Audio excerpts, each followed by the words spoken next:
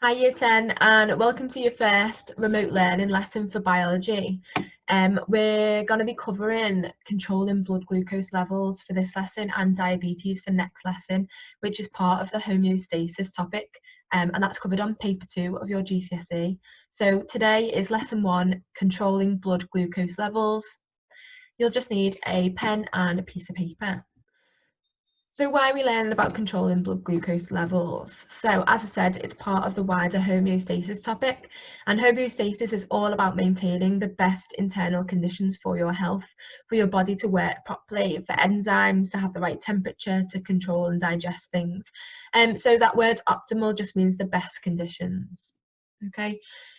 So how is this done? It's done through the nervous system and by releasing hormones from the endocrine system. The endocrine system is just a series of glands around the body. So it links to sports science and PE, health and medicine, and general health information such as diabetes and obesity. So it's really rounded topic that's sort of really important, even just for general knowledge for people to know. So a couple of learning objectives. So by the end of this lesson, you're all going to be able to recall that blood glucose is monitored and controlled by the pancreas. You're going to understand how insulin controls blood sugar levels, and the higher tier are going to understand how insulin works with another hormone called glucagon to control the blood sugar levels. Okay, so quick do now, pause the video here and have a go at the questions on the screen. Okay, so we'll go through some answers. So question 1, where do you get glucose from? You get it from your food and drink. What is glucose needed for? It is needed for respiration, which is the release of energy, and this is a chemical process that happens in cells. We're going to go through that a little bit further later on in the lesson. And number 3, what organ or organs are involved in controlling sugar levels in your body? Don't forget that glucose is just another word for sugar. The pancreas and the liver. Don't worry if you don't know that, because we're going to be going through that obviously today. Number 4, what hormone is involved in lowering blood sugar levels? It is insulin. And how does this hormone get around the body? Well, how does anything get around the body? It's through our bloodstream, but in particular, it's in the blood plasma. So don't forget that in your bloodstream, you've got blood plasma, which is where all the liquid and everything is sort of carried in. And then you've got obviously the red blood cells. So they're two different things, but they're in the bloodstream together. Okay, so where have we seen the pancreas before? You've seen it in the digestive system. So the pancreas is also a part of the digestive system. So that's the food that you eat, obviously travels down your stomach where it's broken down, and then the food passes past your pancreas, and the pancreas releases enzymes that help to digest and break up the carbohydrates, lipids, and proteins that are in your food. So just note that the pancreas is usually drawn as like a little squiggly oval in your body, and it just sits just in front of the stomach. So there's a couple of pictures there just to sort of familiarize yourself with how the pancreas actually looks on paper. So aside from digesting food or helping to digest food, the pancreas also produces hormones that help to control the concentration of that sugar in your blood. Okay, so what does our body need the glucose for? We've just gone through that on the do now. It's needed by all cells to release energy during respiration. Now, if you've completely forgotten what respiration is, don't worry, I've got you a little handy equation here. So respiration is the process that the body uses to release energy from the food. So there's no point in eating food unless we get energy from it. So glucose is taken from the digestive system, and that travels around the blood. Then we've got oxygen, which comes from the lungs, and in every cell, this is where this arrow comes in, that is converted into carbon dioxide, which we obviously exhale out as a waste gas, water, which we also exhale out as water vapor, and then energy, which is the useful part. So today we're going to be learning about what insulin, the hormone, and the pancreas can do when there's too much glucose in our body. And sometimes that can come from eating too much food and not doing enough exercise, sorry. Okay, so as I just said, hormone is released by the pancreas, and that is called insulin. So insulin causes the glucose traveling around your body in the blood to move into the cells. And as we just said, in the cells, that's where respiration happens. And the glucose is actually used up, i.e. it's gotten rid of because there's too much of it, and we've converted that into energy. Okay. Also, what can happen to reduce the blood glucose levels is in the muscle and liver cells, glucose is converted into glycogen and it's stored as fat for later use. So if you've got too much sugar in your blood, and when that insulin is released from the pancreas, the muscle and the liver cells then convert that glucose into glycogen, and that's stored for later use. Okay, so there's two ways insulin can reduce blood sugar levels. Number one, insulin causes the glucose to move from the blood into the cells where it's used up in respiration. Number two, insulin causes the liver to convert glucose into glycogen, which is stored as fat. And it's just a picture of the liver there. Okay, so you've got the stomach, the pancreas should be either in front or behind of that stomach there, and then there's the big liver on the top of the stomach as well. Okay, so we're going to watch this video. When your body digests food, it breaks down complex carbohydrates into smaller molecules. The simplest carbohydrate is glucose, a type of sugar. Glucose quickly passes into the bloodstream. It's a vital fuel because it's the only energy source that can be used by cells in the brain and nervous system. A spot of blood on a special indicator is all that's needed to measure the amount of sugar in the blood. These two people haven't eaten since yesterday. For both, the concentration of glucose in their blood is just over 5 millimoles per litre. So what will happen after they consume a litre of fruit juice loaded with 100 grams of glucose?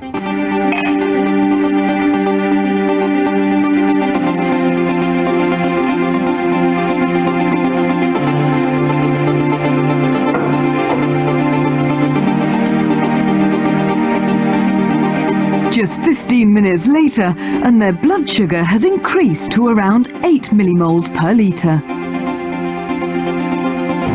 To find out how physical activity affects glucose levels, one of our subjects gets on an exercise bike, while the other sits still and relaxes.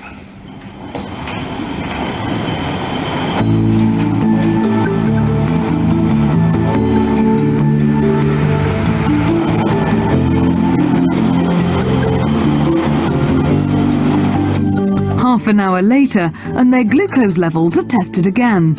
Our cyclist's sugar level has already fallen from 8.3 to 5. Even though a large amount of glucose has been ingested, it seems to have disappeared. The blood sugar level of our inactive subject is falling too.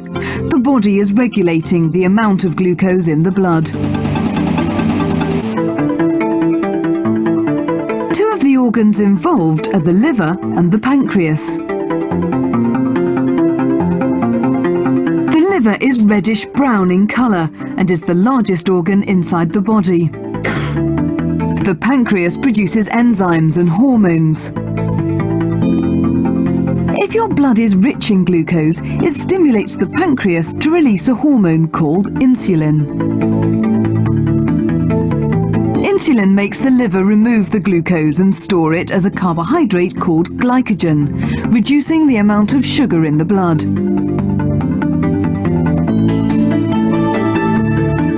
Vigorous exercise also affects the level of glucose in your blood.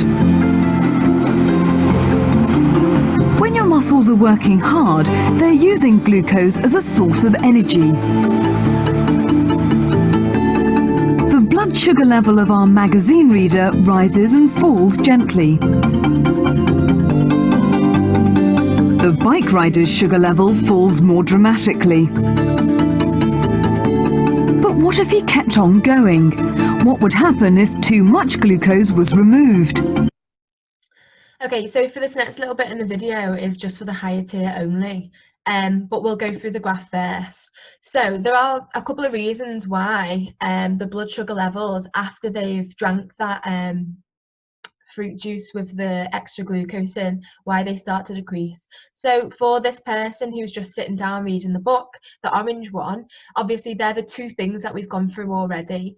Insulin causes the glucose to move from the blood into the cells, and the cells use it during respiration, so it's used up. So that's why the glucose levels reduce.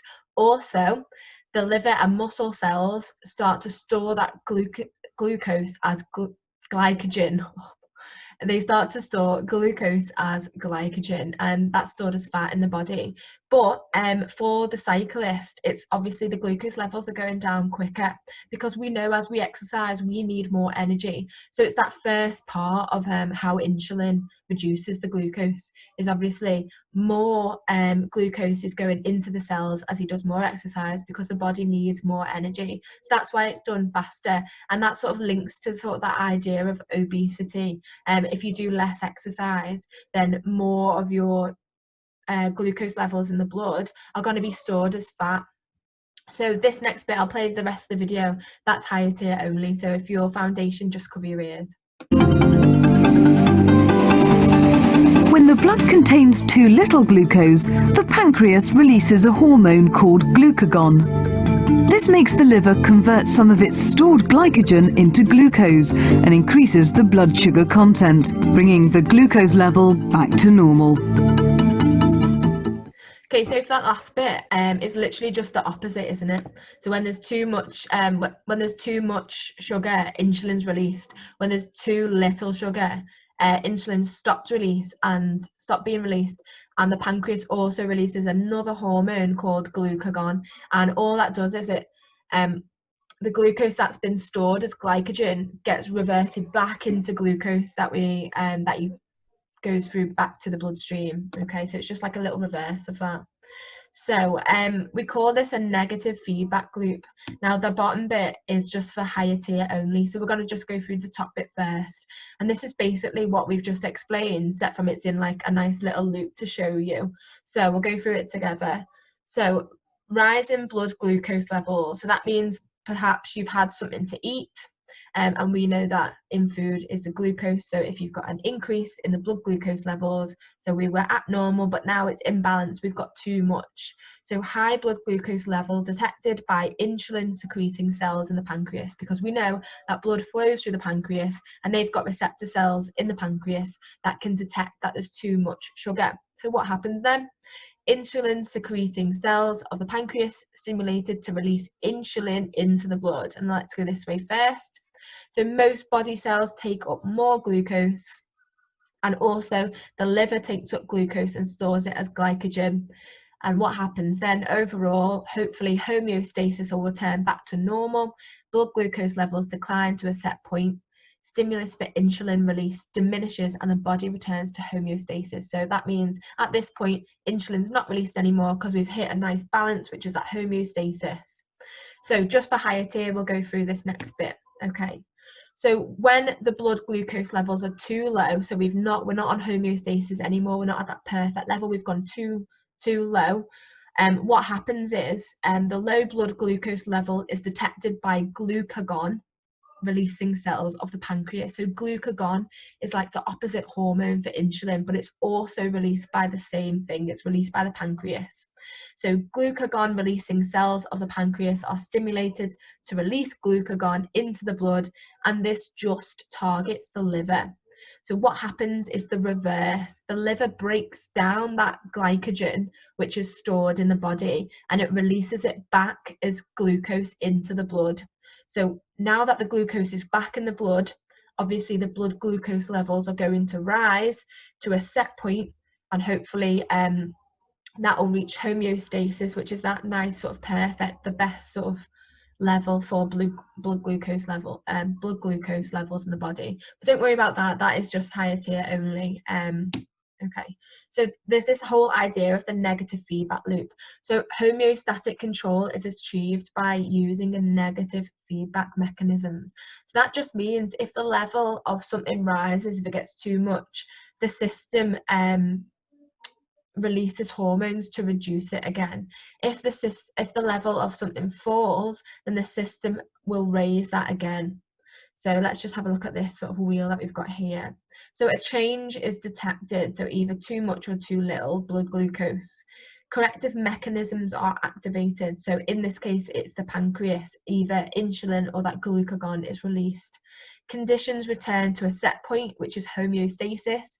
And obviously the corrective mechanisms are switched off because you don't want to tilt the scales. So as soon as something's back to the set point, that's it, everything's sort of switched off from the pancreas and those normal levels are just sort of maintained. Conditions in the body change from that set point, then we go back round again. It's like a cycle. We're always constantly trying to maintain this optimum level.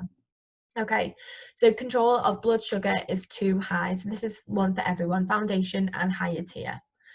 So at the bottom, we've got glucose concentration of blood rises. So this is a cycle that we're going to go through, and then you're going to write it down and we're going to go through some progress checks later on it. So glucose concentration of the blood rises, too much glucose in the blood. Receptors in the pancreas are stimulated. The pancreas releases the hormone insulin. This travels in the bloodstream. Glucose moves into our body cells. In the liver and muscle cells, the glucose is converted into glycogen and the blood glucose levels falls to this normal level, this normal glucose level here, and homeostasis is achieved. So that's our nice cycle. And we've got also sort of visual representations here. So when there's too much glucose in the blood, which is here, we've got if the pancreas produces insulin, which enters the blood. So insulin is the blue and glucose is the yellow. Insulin allows glucose to be absorbed by the body cells. So the glucose, the yellow, are moving into the body cells. And then obviously the body cells use that during respiration. Now, when it's back to normal, obviously we need to shut off the pancreas releasing that insulin so that they don't go back into the body cells unless glucose is used up by the body. Okay, so I want you to look at the cycle here for when the sugar is too high in blood, and I want you to fill in the blanks, obviously without looking at your notes from the other slide. Okay, so pause the video. Right, let's go through some answers then. So glucose concentration of blood rises. So receptors in the pancreas are stimulated. What does the pancreas do? The pancreas releases the hormone insulin, and this travels in the bloodstream. Glucose moves into the body cells. In the liver and the muscle cells, the glucose is converted to glycogen and the blood glucose level decreases back to the normal glucose concentration, back to homeostasis. Okay, so this is higher tier only. Controlling the blood sugar if it's too low, same thing, but it's just the opposite of this cycle basically. So glucose concentration of the blood decreases, it's too low. Receptors in the pancreas again, because the pancreas are the ones that detect everything to do with blood sugar. They detect the fall, and this time they release the second hormone, which is glucagon. This travels to the target organ, which is the liver. The liver is stimulated to break down the stored glycogen back to glucose, and then the blood glucose level rises as it moves back into the blood. So you can pause this here and write this down if you're higher tier. When will the body's insulin levels be at its highest? Have a think. When would there be loads and loads of insulin released into the body? Okay, it's when we have the highest blood glucose levels, obviously, okay? Because the release of insulin is a byproduct of having too much blood glucose in the body. And when do we have the highest blood glucose levels? Have a think.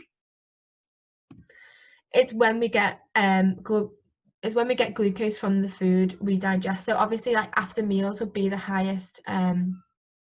After meals would be the time where there'd be the most blood glucose levels. So our body's insulin levels are the highest when we're eating food, because the more glucose, the more it needs to be broken down to maintain homeostasis. This is why people who are diabetic need to take a shot of insulin just before or sometimes after they eat. So just a fun fact, did you know that just the smell of food so you don't even have to have eaten food, releases insulin in the body. That's because the body is preempting that intake of glucose into the body. It knows it's not going to be at homeostasis anymore. So just the smell of food can increase insulin in the body. So your task then for today, on the next 2 slides are some exam questions. So I want you to pause the video and answer the questions. So just be aware for this page, the bottom question, explain the role of insulin in controlling blood sugar levels. That's worth 4 marks. So you need to say at least 4 things for that one. So pause the video now. Okay, and the next question, the last question that I want you to answer is this one, and just note again, it's worth 4 marks. So pause this video here and answer that question as well. Okay, so if you need any more information on controlling blood glucose levels, or you want to read around the topic a little bit further on homeostasis, if you just want to recap that, then I'd suggest to go to BBC Bite Size, then go to secondary school, GCSE, AQA, biology, and then it's under homeostasis, coordination and control of the endocrine system. So don't forget, endocrine system is all about hormones and how they're released from the glands. So I want you to email a picture of your work to my email address below, which is sim@birkenheadparkschool.com. Thank you for watching Year 10. I hope you're all doing really well at home with your remote learning, and I can't wait to see you back